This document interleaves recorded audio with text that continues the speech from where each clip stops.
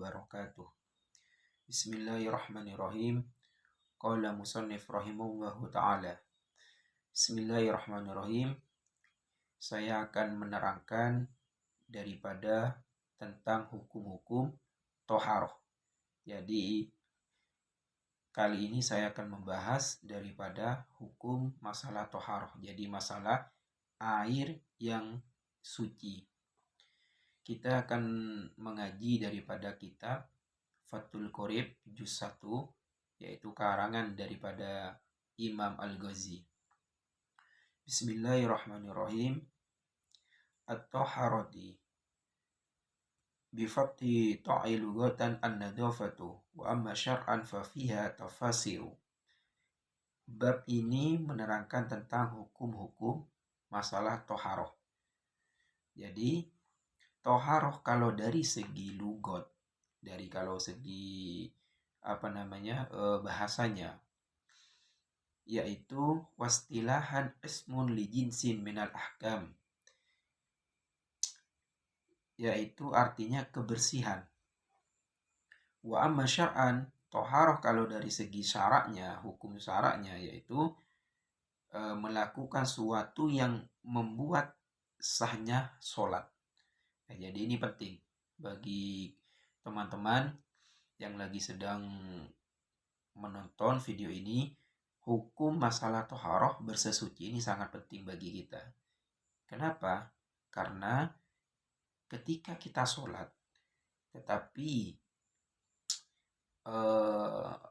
dalam sholat kita ini ada yang najis, baik itu daripada tempat, kemudian daripada pakaian, daripada airnya, maka sholat kita tidak sah hukumnya. Ya, ini maka hati-hati. Terus kemudian bihi sholati ay min wudu'i wa guslin wa tayammum wa izalati najasatin, yaitu seperti wudu, mandi, kemudian bertayamum. Ya, kalau tayamum hukumnya ini, kalau ketika tidak ada air sama sekali dalam suatu kota maupun desa, ketika tidak ada air sama sekali, maka dianjurkan untuk bertayamum. Maka itu boleh. Tetapi kalau selama masih ada air, maka tidak diperbolehkan. Terus kemudian, pertama sebelum melakukan sholat, ya, sebelum melakukan sholat, yang pertama itu harus berwudu. Ya, harus berwudu terlebih dahulu. Karena kunci daripada sah sholatnya itu, yaitu tergantung pada wudunya. Ketika ada seorang yang sholat, kemudian tidak khusyuk sholatnya, kemudian tidak benar dalam sholatnya, maka harus dilihat dulu. Otomatis orang tersebut tidak benar dalam ngambil wudu. Ya, ini sangat penting. Terus bagaimana caranya wudu yang benar? Nah, ini cara wudu yang benar. Yang pertama yaitu niat. Niat fil qalbi, niat itu dalam hati, ya. Bukan di lisan. Niat itu dalam hati. Ketika ada orang yang sholat, ketika ada orang yang berwudu, kemudian hanya melafalkan niatnya saja, nawaitul wudu'a li raf'il hadasil asgori fardolillahi ta'ala, tetapi tidak niat dalam hatinya, maka wudunya tidak sah. Maka ini hati-hati, penting bagi teman-teman. Niat ini sangat penting. Melafalkan niat ini hukumnya sunnah, tetapi niat dalam hati ini hukumnya wajib. Antum ketika berwudu hanya melafalkan niatnya saja, tetapi tidak niat dalam hati, maka wudunya tidak sah. Ketika sholat hanya melafalkan niatnya saja, contoh, usolli fardul maghribi salasa rakaatin mustaqbilal qiblati adaan ma'muman lillahi ta'ala, tapi tidak niat dalam hatinya, maka hukum sholatnya itu tidak sah. Karena tempatnya niat fil qalbi, yaitu dalam hati, bukan fil lisani, bukan dalam lisan, ya. Melafalkan niat ini hukumnya sunnah, kemudian niat dalam hati ini hukumnya wajib. Maka bagaimana cara wudhu yang benar? Saya praktekkan satu persatu. Pertama kali yaitu wudhu, habis itu kita membahas tentang masalah sholat dan membahas masalah air yang suci, kemudian air yang najis. Pertama gini, berwudhu ini penting. Sebelum kita memulai sholat, kita terlebih dahulu mengerti daripada tata cara berwudhu. Kalau wudhunya ini benar, sesuai dengan pada ajaran Rasulullah, maka otomatis sholatnya pun juga benar. Kalau wudhunya ini tidak benar, otomatis sholatnya juga tidak keterima oleh Allah. Ya, caranya begini. Ketika ada seorang ini ingin berwudhu, pertama ini niat. Ya, pertama niat, melafalkan niat. Nawaitul wudu'a li raf'il hadasil asghari fardholillahi ta'ala. Dan sebelum kita ini membasuh wajah, ya, jadi sebelum membasuh wajah, kita sertakan niat dalam hati kita. Kapan? Yaitu bersamaan ma'al wajhi. Jadi bersamaan dengan membasuh wajah.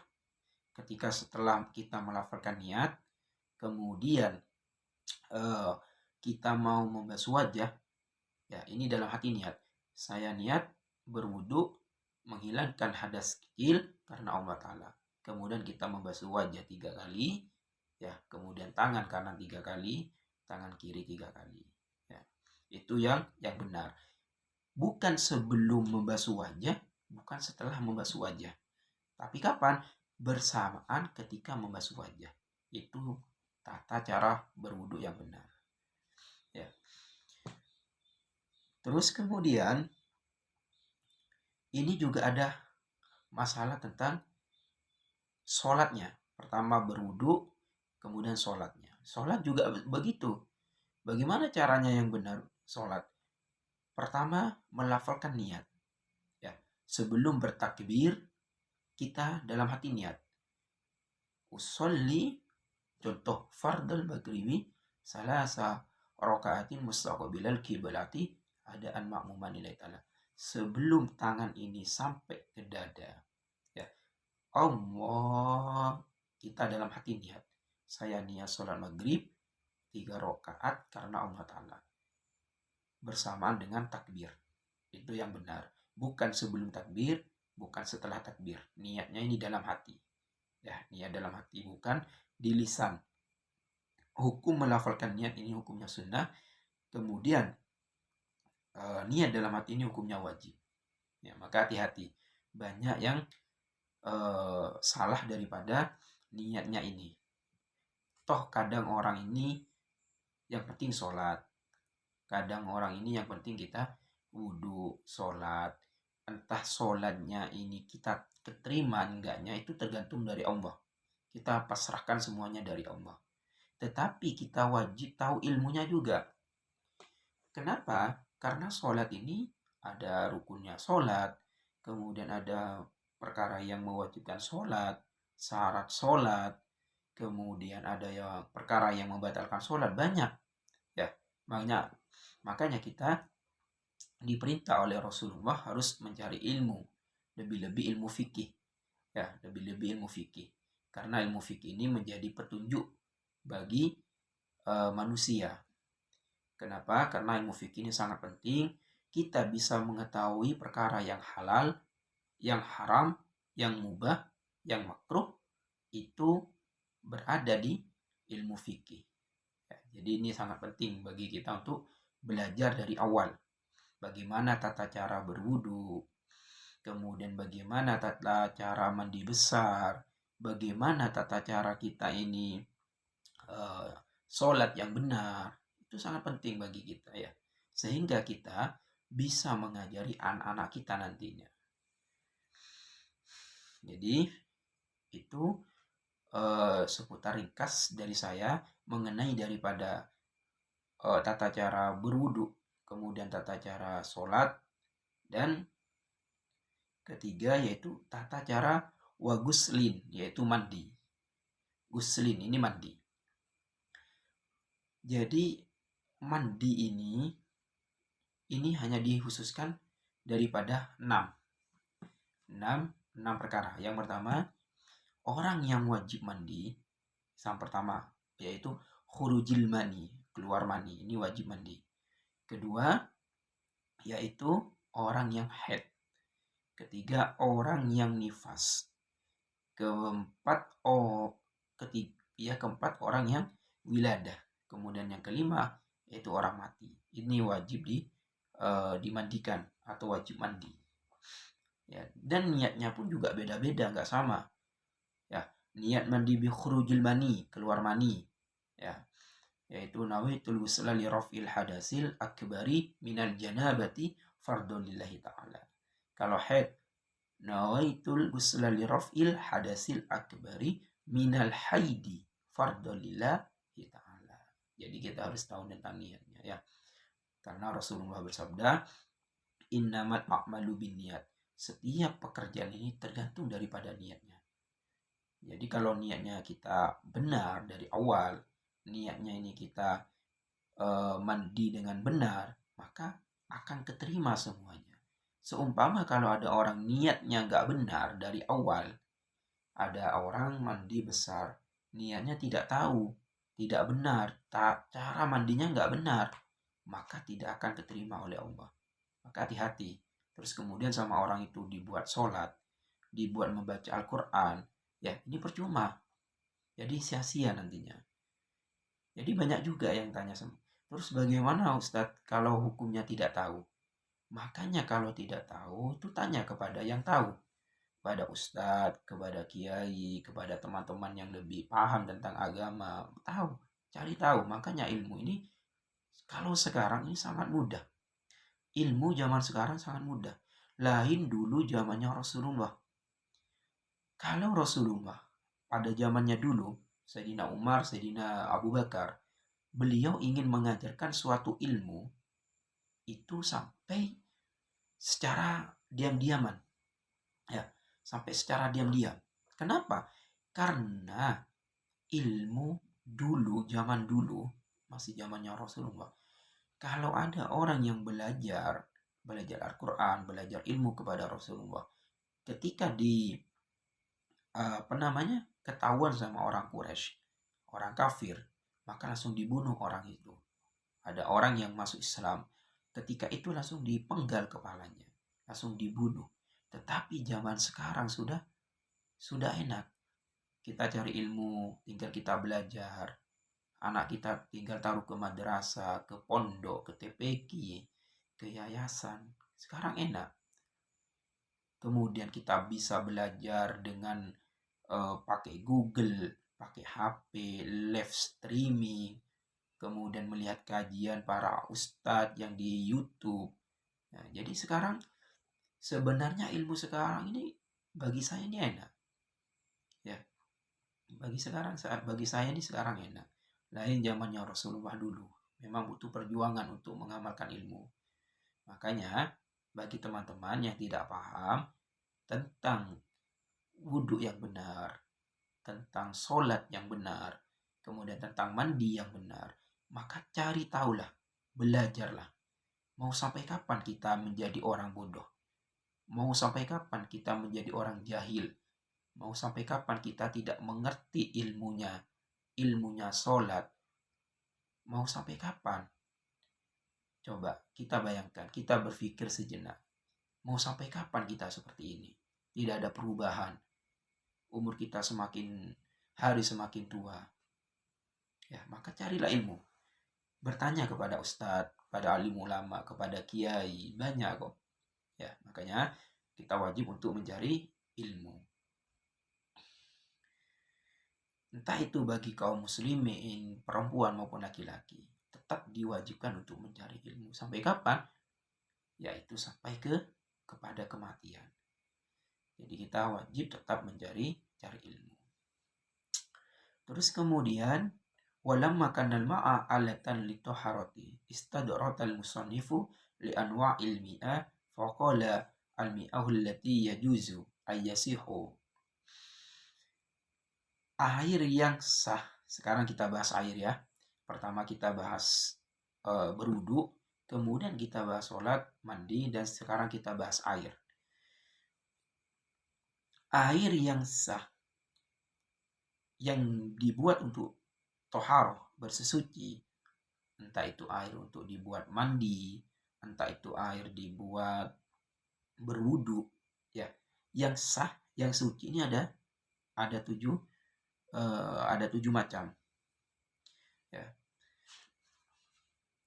Kemudian yang pertama yaitu at-tadhiru biha saw'umi ahin ma'us sama', air yang suci untuk dibuat bersesuci ada 7 macam.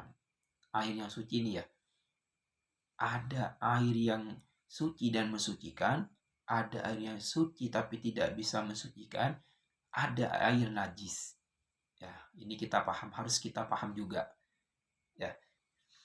Kemudian pertama, air yang suci, tohar, bisa untuk disucikan, untuk bisa kita buat bersesuci, seperti mandi besar, kemudian untuk dibuat berwudu.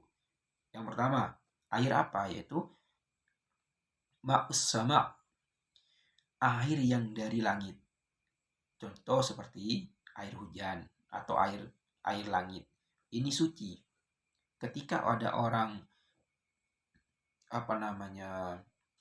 dalam kekeringan hendak mau mengerjakan sholat, kemudian dalam kamar mandinya ini tidak ada air, atau dalam krannya ini airnya nggak keluar, kemudian ada air hujan yang turun dari langit, maka boleh hukumnya kita mengambil wudhu di air langit tersebut, yaitu air hujan. Karena air hujan apa? Hukumnya suci dan mensucikan. Boleh. Bisa untuk dibuat minum, bisa juga dibuat untuk berwudhu, untuk mengerjakan sholat. Itu boleh hukumnya. Gak apa-apa. Karena apa? Karena air hujan ini adalah hukumnya suci, yang mensucikan, ya. Dan ada juga amalan dari guru saya, yaitu Habib Umar.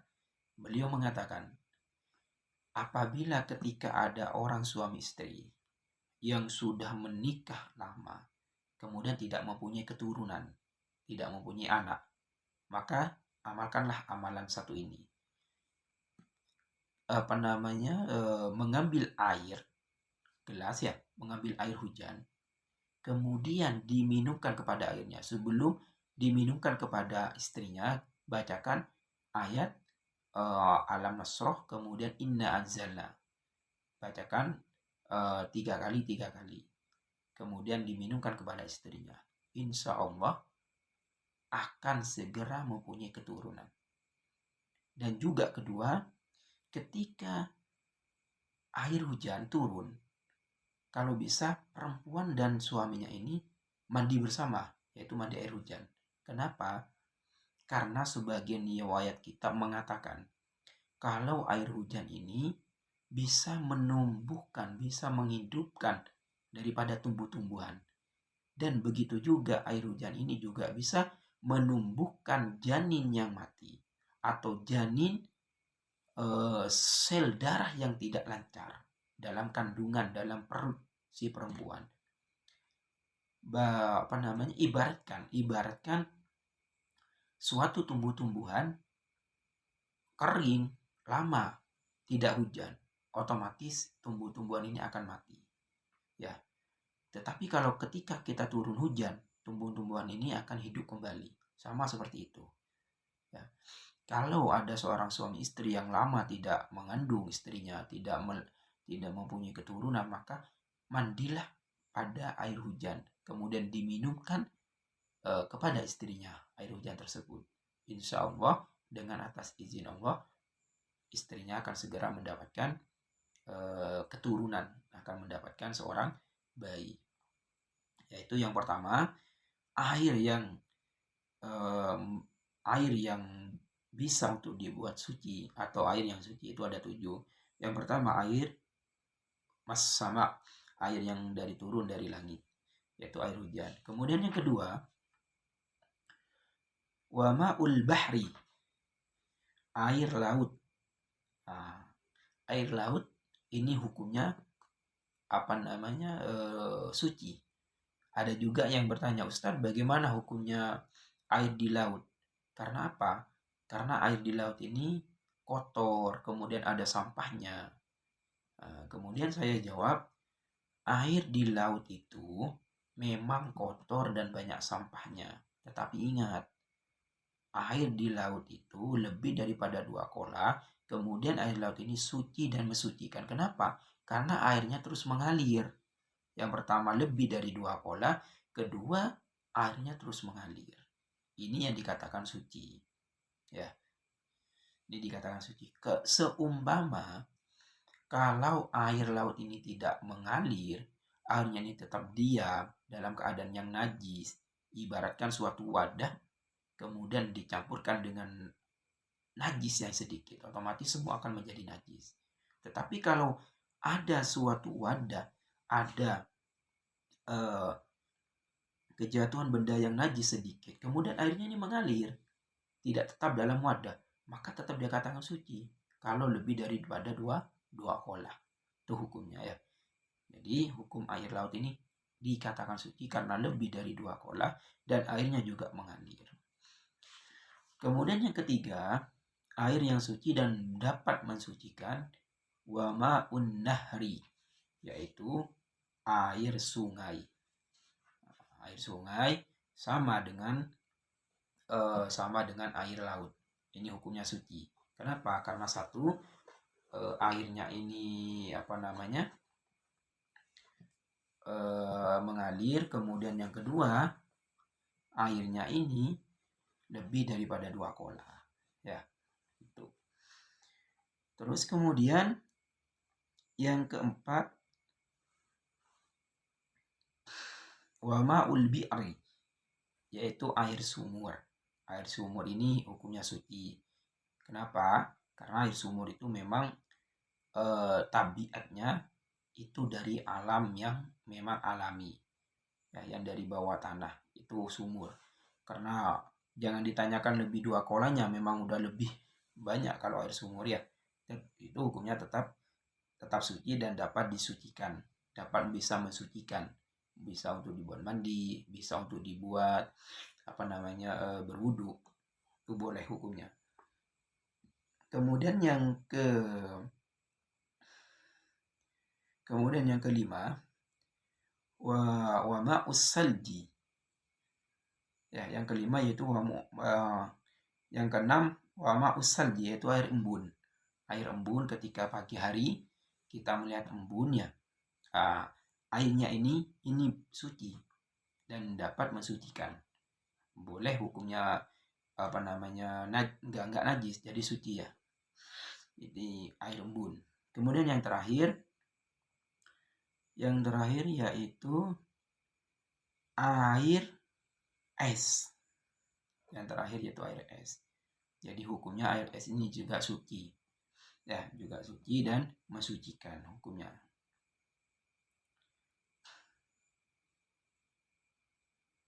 Kemudian summal mi'ahu tanqasimu ala arba'i aksamin. Setelah kita digabungkan, kemudian kita mendapatkan air 7 tadi itu yang suci itu ya, kemudian turun daripada langit ke bawah, ini juga akan diperinci menjadi 4. Ya, akan diperinci menjadi 4. Yang pertama, ada air yang suci mensucikan dan tidak makruh untuk dipergunakan. Ya, kemudian yaitu air apa? Yang pertama saya bahas dulu ya. Air 7 tadi itu kita secara global, saya akan membahas secara global, secara keseluruhan. Air yang tadi itu yang mulai dari air turun dari langit, air hujan, sampai air es, ini diperinci lagi menjadi 4 bagian. Pertama, dikatakan fi nafsi mutahhirun li ghairu makruhin. Air suci yang mensucikan dan tidak makruh untuk dipergunakan. Seperti apa?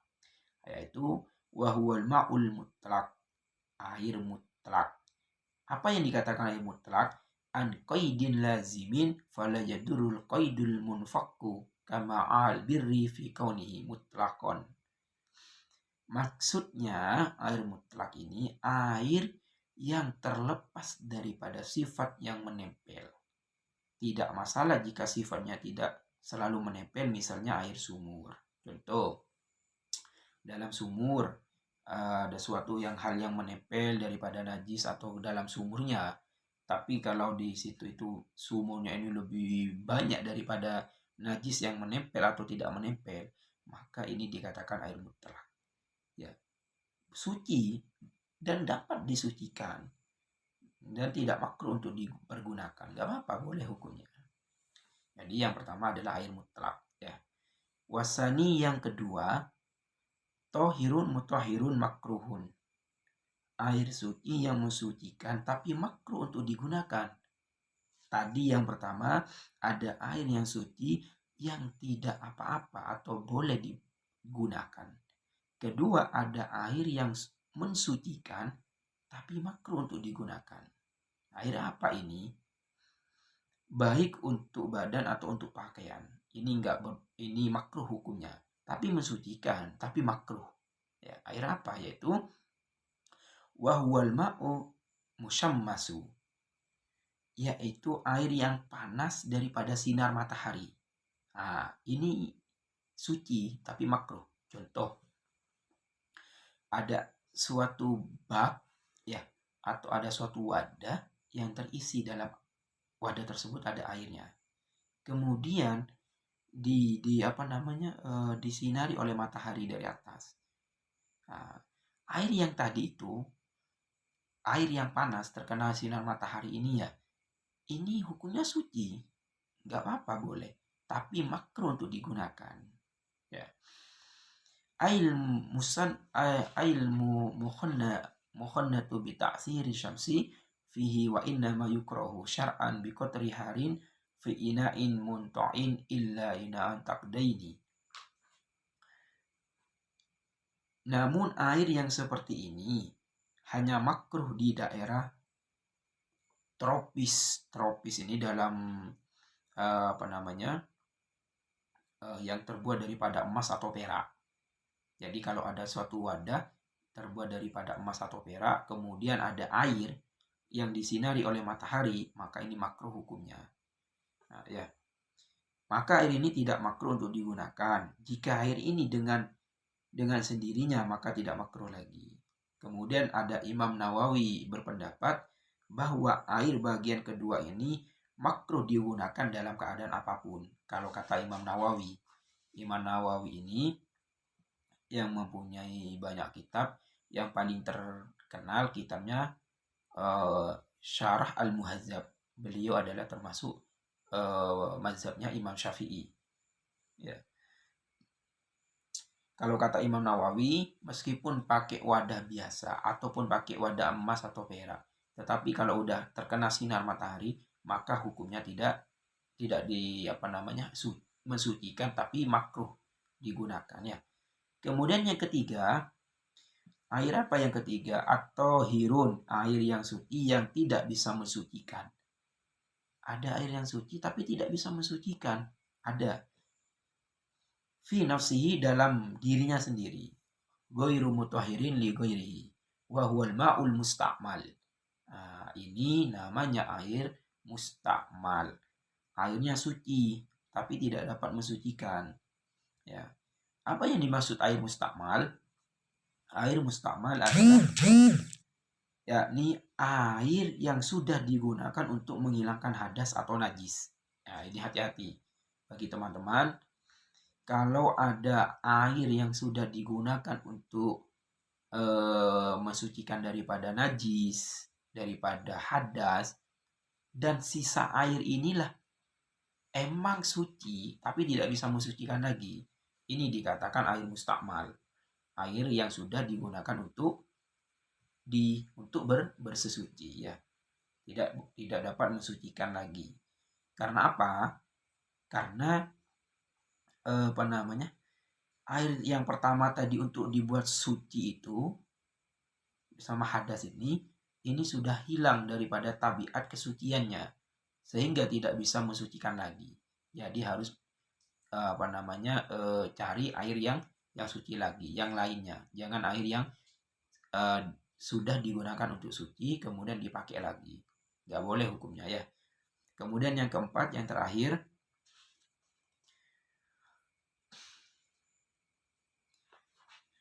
air yang keempat ini dinamakan air najis. Ya, yang terakhir air najis. Maksudnya air najis ini air yang terkena najis. Ya, air yang terkena najis. Contoh apa namanya? Air dalam suatu wadah atau dalam kamar mandi, dan kamar mandinya ini airnya ini tidak sampai berubah warna dan sifatnya atau tidak berubah daripada sifatnya.